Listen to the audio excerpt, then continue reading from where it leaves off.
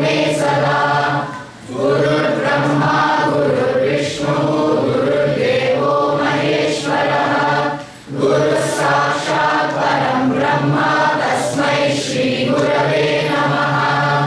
ज्ञानानन्दमयं देवं निर्मलस्फटिकाकृतिम् आधारं सर्वविद्यानां हयग्रीवमुपास्महे।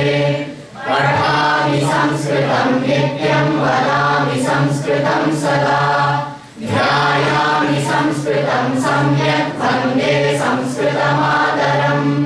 संस्कृतस्य प्रसाराय नैजं सर्वं ददाम्यहम्।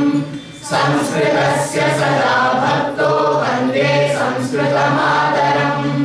संस्कृतस्य कृते जीवन् संस्कृतस्य कृते यजन् आत्मानमाहुतं मन्ये वन्दे संस्कृतमातरम्। हिन्दुधर्मं समाजं च पवित्रां संस्कृतिं तथा संरक्ष्य अनुकुर्याम विश्वं शान्तिसमन्वितम्। ॐ सहना भवतु सहनौ भुनक्तु सह वीर्यं करवावहै तेजस्विनावधीतमस्तु मा विद्विषावहै। ॐ शान्ति शान्ति शान्तिः। हरिः ॐ श्री गुरुभ्यो नमः। हरिः ॐ। नमस्तेभ्यः सर्वेषां संस्कृत भारत्याः द्वितीय केन्द्रस्य फ्रिस्को द्वितीय केन्द्रस्य वार्षिकोत्सवे सर्वेषां स्वागतम्। इदानीम् अहं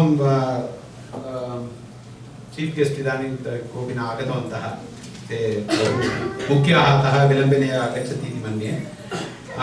इदानीं वयं प्रारभामहे शिबिरगीतेन वयं प्रारम्भं कुर्मः। शिबिरगीतं प्रथमं PDF अस्ति किल शिबिरगीतं